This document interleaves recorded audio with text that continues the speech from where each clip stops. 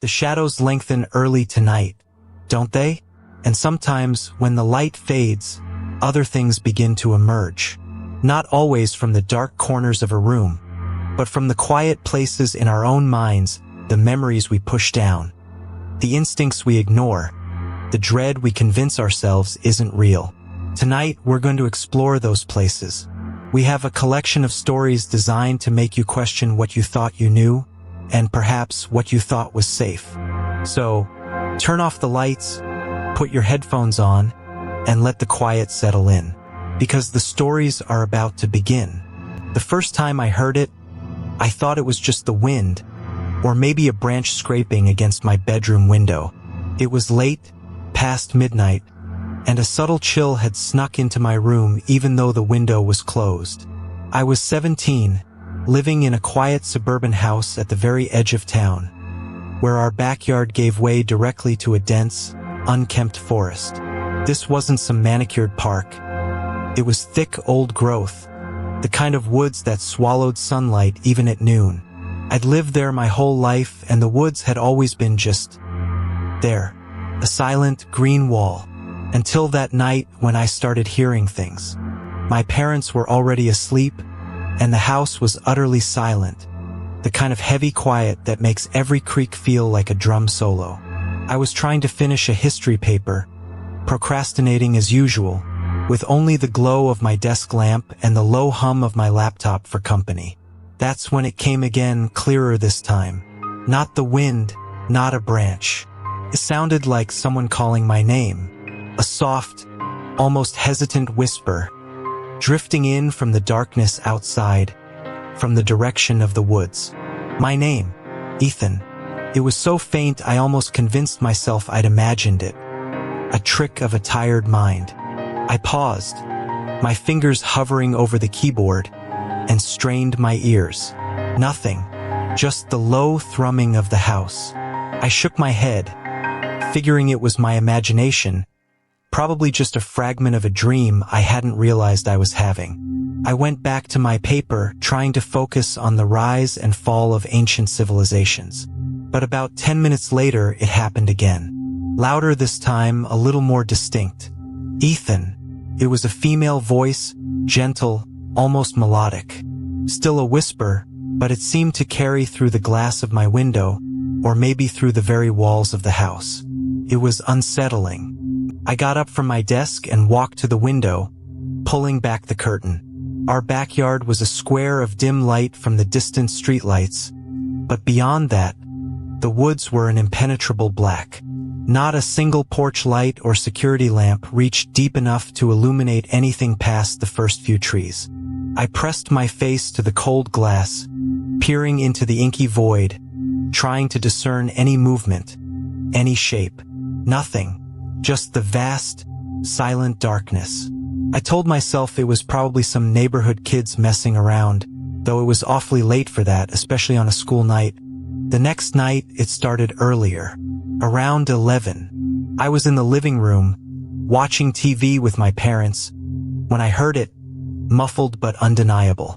This time, it wasn't my name. It was just a sound, a faint, almost childlike giggle, carried on a slight breeze. My mom, immersed in her show, didn't seem to notice. My dad was already dozing. I glanced at the back door, which led directly to the yard. The giggle faded, replaced by that same soft, melodic whisper. It sounded like it was coming from deeper in the trees tonight, not right at the edge of the yard, but further back. It gave me a strange, crawling feeling. I walked to the kitchen, pretending to get a glass of water, and peered out the window that faced the backyard. The moon was a sliver, offering little light. The woods were a solid, featureless wall. Then, clear as day, I heard it again. Ethan. This time, it was almost conversational, still a whisper, but with an inflection, like a question. It wasn't the kind of voice you dismiss as wind. It was deliberate, and it was calling me. I felt a prickle of goosebumps on my arms. Who would be out in those woods at this hour, knowing my name and whispering it like that? I decided I had to see. Armed with a heavy-duty flashlight, I told my parents I was just taking out the trash and slipped out the back door. The air was cool and still. The moment I stepped into the yard, the whispering stopped. The woods were silent again, overwhelmingly so. I walked to the very edge of our property, the beam of my flashlight cutting a weak path into the darkness. I saw nothing but trees, roots, and decaying leaves. I stood there for a long minute, listening, my heart thudding. Just as I was about to turn back, I heard it again.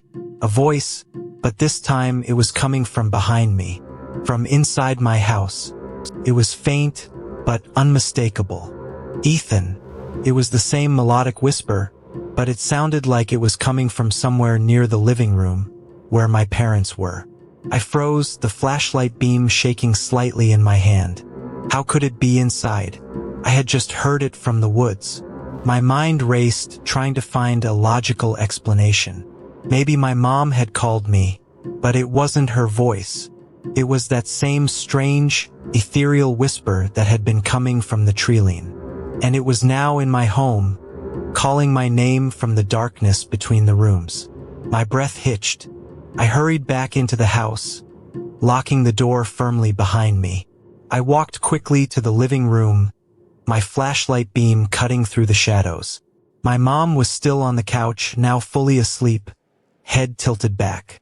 My dad was snoring softly. The TV glowed, playing some infomercial. No one was awake, no one was talking. The spot where I had been sitting, beside my mom, was empty. No one else was there. The voice, whatever it was gone. But the fear remained, a cold knot in my stomach. It had been outside, then inside, and always calling my name. Always from the dark between the trees, or in this case, between the walls. I haven't heard it call my name since that night. Not with that same distinct clarity.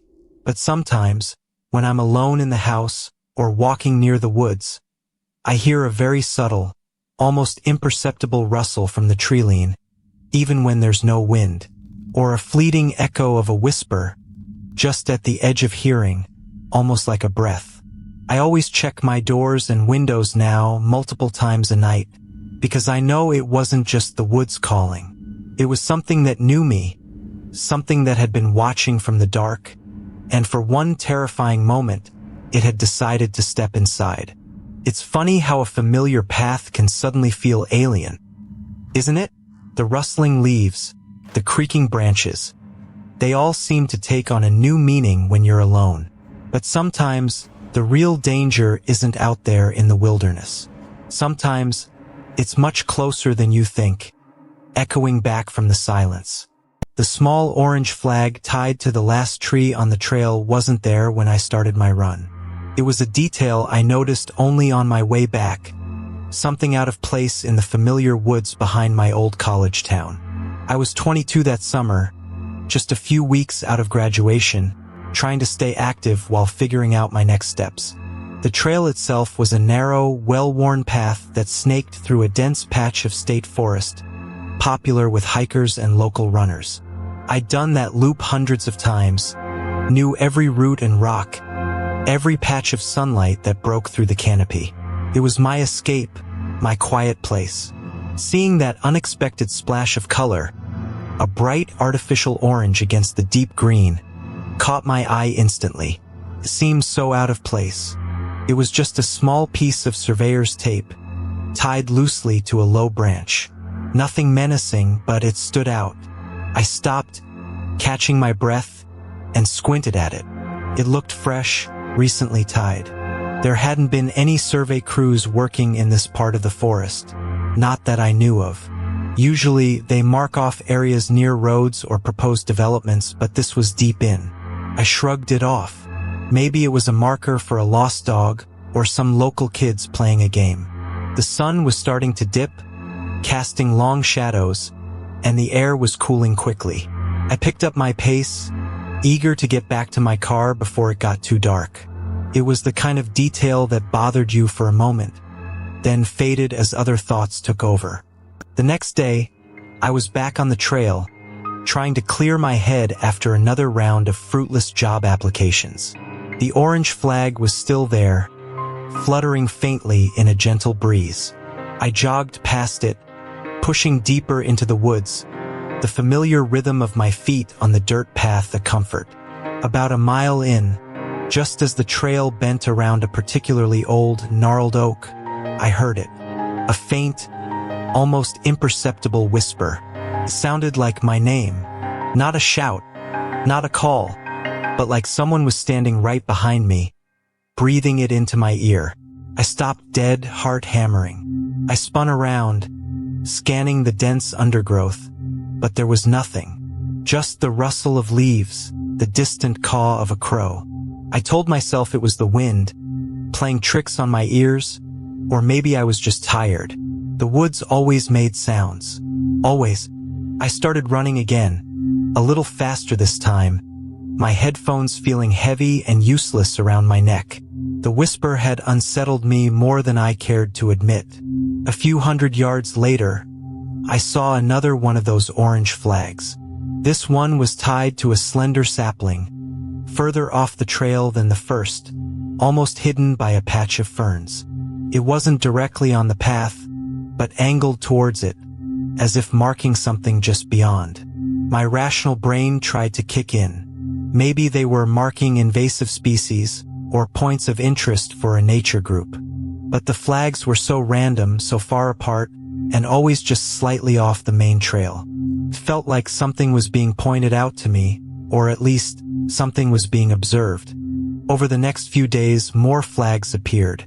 Each time I ran, I'd spot another, always orange, always the same type of surveyor's tape, always placed a little deeper, a little further from the established path. They weren't marking the trail itself, but subtly leading off it, pointing into the thicker, less traveled parts of the woods. And each time, I'd hear it again, that soft, breathy whisper of my name. It started to feel less like the wind and more like a deliberate sound, too distinct, too focused. I found myself slowing down, straining to hear it, even though every instinct screamed at me to run faster. The rational part of me was shrinking, replaced by a growing knot of unease in my stomach. The woods, once my sanctuary, were beginning to feel different. One afternoon, I was deep into the trail, having found 4 new flags on that run alone, all pointing towards a particularly dense thicket. I stopped, listening. The whisper didn't come. I waited, holding my breath, the silence of the woods pressing in. No name, just the distant hum of insects, the rustle of unseen critters. And then I realized why. The flags had stopped appearing on the main trail. The last one I'd seen was deep in, pointing directly into the thicket, almost swallowed by the ferns. It was no longer marking a path to something, but a path away from the main trail into the unknown. It felt like the invitation had been given, and now it was just waiting. I stood there for a long time, the afternoon sun dappling through the leaves, trying to make sense of it. The flags weren't leading me on the trail anymore. They were leading me off it. And the whispering had stopped. It was as if whatever was making the sound had decided it had done its job. Curiosity, mixed with a cold dread, finally won out. I pushed through the ferns and low branches, following the faint indentations where the flags seemed to indicate a path. There was no real trail, just a barely perceptible parting of the foliage. It was darker in here, the canopy so thick that only slivers of light made it through. The air was still, heavy with the scent of damp earth and decaying leaves. After what felt like an eternity, pushing aside branches and ducking under spiderwebs, I broke into a small, almost perfectly circular clearing. It was maybe 15 feet across, surrounded by towering, ancient trees. The ground was oddly bare, no undergrowth, just packed earth. And in the very center stood a single, weathered stone. It wasn't a grave marker or a monument, just a large, irregularly shaped rock, about knee-high. It looked ancient, smoothed by time and weather. There was nothing else. No flags here, no signs of life, just profound silence. I walked towards the stone, my heart thudding a slow, heavy rhythm against my ribs. It felt like walking onto sacred ground, or perhaps something far older and less benevolent. As I got closer, I saw it, etched into the rough surface of the stone. Faintly, almost worn away, was a symbol. It wasn't letters or numbers or anything I recognized. It looked like a crude, stick-figure depiction of a human head, but with exaggerated, almost predatory eyes. Below it, a line that could have been a body, and then two short lines for legs. And next to this figure, a smaller, less detailed version, like a child's drawing. It was so simple, so primal. And then I saw the very faint, almost invisible markings beneath the larger figure's head.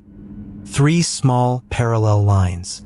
It was then that I remembered the way my name had been whispered, always 3 distinct syllables. It wasn't just a symbol. It felt like a signature. Felt like it was waiting for me. I didn't scream, didn't even make a sound. A cold, absolute certainty settled over me. This wasn't some nature club or lost dog. This was an invitation, a lure. And I had followed it step by agonizing step. I turned and ran, not back the way I came, but blindly, crashing through the undergrowth, not caring about scratches or thorns. I ran until my lungs burned and my legs ached, not stopping until I burst out onto the main trail, miles from where I'd entered the clearing. I didn't look back. I just ran and ran and ran. The whisper didn't follow me, but I knew it had been there, always waiting. I never went back to those woods. Sometimes, even now, when the wind blows just right, I still hear it, that soft, insidious breath of my name, calling from the dark between the trees. That feeling when the world around you shifts just slightly, and suddenly nothing feels quite right. The sound of your own footsteps seems to mock you, and every turn you take leads further into an unfamiliar place. What do you do when the way home simply vanishes, and the path you're on leads only deeper into the unknown? The last time I saw my dog, Toby, was when he bolted into the woods, chasing a squirrel deeper into the treeline, his barks getting fainter and fainter. I was 17, almost 18, and usually Toby didn't go far. We lived on the edge of a pretty dense forest outside a small town in upstate New York, and it was common for him to disappear for an hour, sniffing around, before trotting back to the porch with a satisfied look.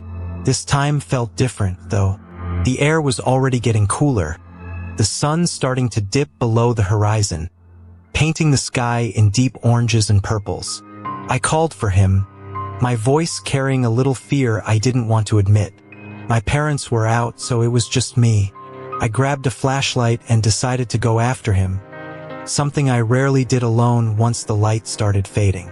The woods weren't huge, but they were thick, with old-growth trees and a lot of underbrush that could trip you up. I kept calling Toby's name, pausing every few steps to listen. The usual evening sounds were there. Crickets, the rustle of leaves, maybe a distant owl. But there was no answering bark, no jingle of his collar. Just the silence that settled quickly once you stepped off the worn path near our house. My flashlight beam cut through the growing gloom, making the shadows dance and twist. An hour turned into 90 minutes, and the light was almost completely gone. I was deeper than I'd ever been, and I started to feel a prickle of unease. Toby was a smart dog. He knew his way home. Maybe he'd found something or gotten caught on something. I pictured him shivering, scared, and pushed the thought away. I just had to find him. I kept calling, my voice hoarse now, the chill of the evening seeping into my jacket. The trees all looked the same in the dark, tall and looming, blending into an indistinct wall of black. It was disorienting, and I realized I wasn't sure which way was back towards the house anymore. Then I heard it, a faint whistle, almost lost in the wind, but it was definitely there. It wasn't Toby, of course, but it was a human sound. It gave me a jolt of relief, thinking maybe someone else was out here, maybe another neighbor. I stopped, turned towards the sound, and yelled out, "Hello? Is anyone there? I'm looking for my dog." The whistle stopped abruptly. I waited, heart pounding, straining to hear anything. A minute later, it started again, closer this time and a little different. It sounded like someone was trying to mimic a bird call, but it was off, too human, too deliberate in its unevenness. It wasn't a friendly sound. I felt a cold dread start to spread through me. That whistle wasn't right. It was too close and too unnatural. I lowered my voice, calling out, "Toby? Is that you, boy?" And then a voice answered, from the dark between the trees, maybe 30 feet away. It was a low murmur, indistinct, like someone speaking through a thick cloth, or from a long distance. It wasn't speaking words I could understand, just a low, guttural sound that seemed to hum in the air. It was deep, almost vibrating, and it sounded hungry. Not a human hunger, not for food, but something else, something I couldn't place, but instinctively knew was bad. I froze, my breath catching in my throat. I couldn't move. My flashlight beam wavered, shaking with my hand. And then, clearer this time, the voice spoke again, closer, and this time I understood it. Called my name. Not my full name, but my nickname, the one only my family and closest friends used. "Danny," it whispered, drawn out, almost a hiss. It was my own voice, perfectly mimicked, but stretched and distorted, like a recording played at the wrong speed.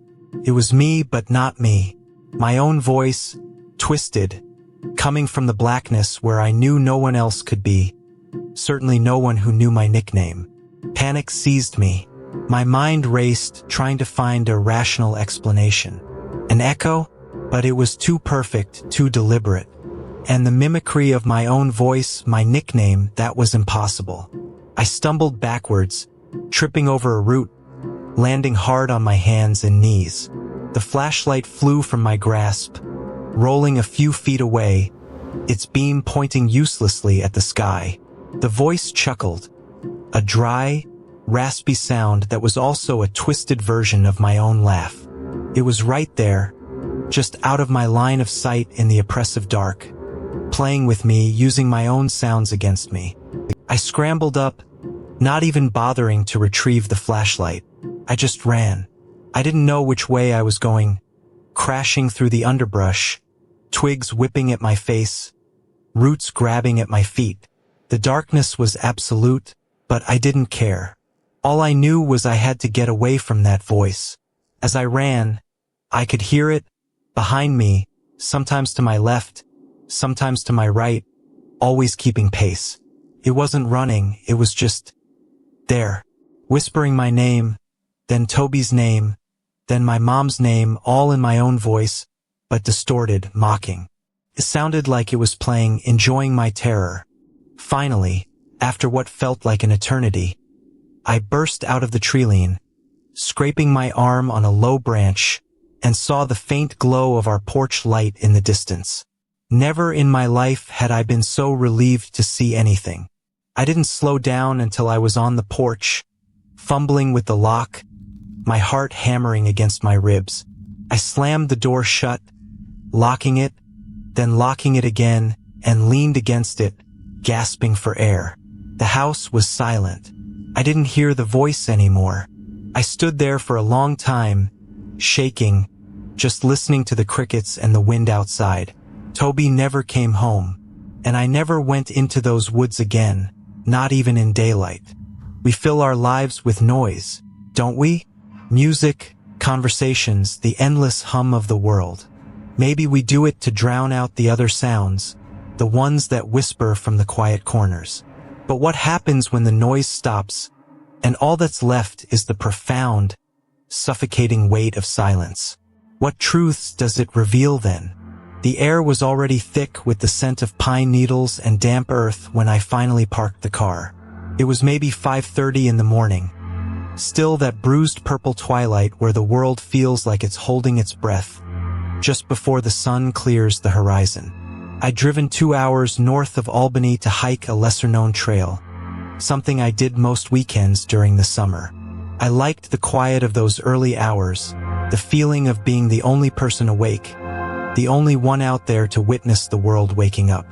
Today, though, there was a different kind of quiet, a heavier silence than usual, like the forest was listening to something I couldn't hear. I was 22 then, just finished with my undergrad, and trying to figure out what came next. Hiking was my escape, my way of clearing my head when the noise of the city and the uncertainty of my future got too loud. This particular trail started almost immediately into dense woods, not one of those open, scenic paths. It just swallowed you right up. I strapped on my pack, checked my water, and started off, the gravel crunching under my boots. Usually, I'd hear birdsong almost immediately, a few chirps here and there, but today it was just nothing, not even the rustle of a squirrel. About a mile in, the stillness became genuinely noticeable. It wasn't just a lack of sound. It felt like a presence, a pressing quiet that made the hairs on my arms stand up. I stopped, pulling off my earbuds, and listened. Nothing. No wind in the leaves, no distant traffic hum, not even the buzzing of insects. It was completely unnatural. I've spent enough time in the woods to know that even on the calmest days, there's always something.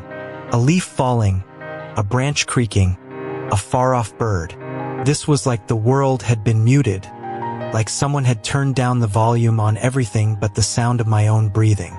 I tried to shake it off. Maybe it was just an especially still morning, a freak weather anomaly. I kept walking, telling myself to focus on the rhythm of my steps, the cool air on my face. But then I heard it, faint at first, barely a vibration in the air. A low, continuous hum. It wasn't mechanical, not like a drone or a power line. It was organic, like 1,000 insects buzzing, but impossibly deep, almost felt in my chest more than heard with my ears. It seemed to come from deeper in the woods, off the marked trail, somewhere to my right. I stopped again, heart thumping. The hum was still there, subtle but persistent. And then, through the hum, a new sound. It was barely a whisper, carried on that strange, silent air. My name. Not shouted, not distinct, but a drawn-out, almost melodic call. It was my name, unmistakable, but it didn't sound like anyone I knew. It was too soft, too elongated, like it was stretched out and thinned by distance. I stood frozen, straining to hear it again, to rationalize it as an echo or the wind playing tricks. But the air was utterly still, and the sound had been too precise. Came again, clearer this time, definitely my name. Still soft, still elongated, but closer. It seemed to come from directly off the trail, maybe only 50 yards into the trees. My first instinct was confusion. Who could possibly know my name out here? I was miles from anywhere, and I hadn't told anyone exactly where I was going. My second instinct was a cold dread that settled deep in my stomach. The voice wasn't warm or friendly. It was neutral, almost curious, and it had a quality that was just profoundly wrong, like it wasn't quite human, or like it was trying very hard to sound human. Despite the fear, a strange compulsion took hold. It wasn't curiosity, not exactly. It was more like a magnetic pull, a feeling that I had to respond, that I couldn't just ignore it. I took a step off the trail into the thick undergrowth. The hum seemed to grow louder, deeper, vibrating through the ground. The call came again, closer still, from deeper in the dense woods. This time it was almost at conversational volume, but still with that unsettling, stretched-out quality. It sounded like it was coming from just beyond the next cluster of trees, maybe 30 feet away now. I pushed through a final curtain of low-hanging branches and found myself in a small, almost perfectly circular clearing. The hum was deafening here, a physical force that vibrated through my bones. There was nothing in the clearing. No person, no animal, no obvious source for the sound. But at the very center, the ground was disturbed, like something heavy had been dragged in a wide circle. And there, standing upright against a tree at the far side, was my backpack. The one I'd left strapped to my back, with my water and keys and phone inside. It was empty, unzipped, and slightly torn. I didn't scream.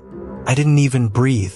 I just stared at my empty backpack, then at the disturbed earth, then back into the trees, listening to the hum that was now receding, fading into the unnatural silence it had broken. I didn't wait around for another call. I turned and ran, not back to the trail, but in a panicked, straight line, crashing through the undergrowth, not caring about scratches or falls. I ran until my lungs burned, until I stumbled back onto the trail a quarter-mile down, and then I didn't stop running until I reached my car. I didn't look back once. I never went back to that trail or any deep woods trail, not alone anyway. I still hike, but always on well-trafficked paths, always with other people, and never at dawn. I don't know what was in those trees, what called my name, or how it got my backpack. I just know that the silence it created, and the way it made my own name sound, was more terrifying than any scream. Sometimes, when I'm alone in a quiet room, I can still feel that low hum vibrating through the floor, and I wonder if it ever truly left me, or if it just learned to follow, waiting for the right moment to call my name again from the Treeline, just beyond my sight. These are the stories that linger, aren't they? The ones that burrow into your thoughts long after the credits roll, making you question every creak of the house, every shadow outside your window. They remind us that the most terrifying things often aren't the monsters under the bed, but the subtle shifts in reality, the tiny cracks in our perception that let something truly unsettling slip through. It's a chilling reminder that sometimes the most profound horror lies just beneath the surface of the everyday. For a new story every week, consider subscribing to Scareverse.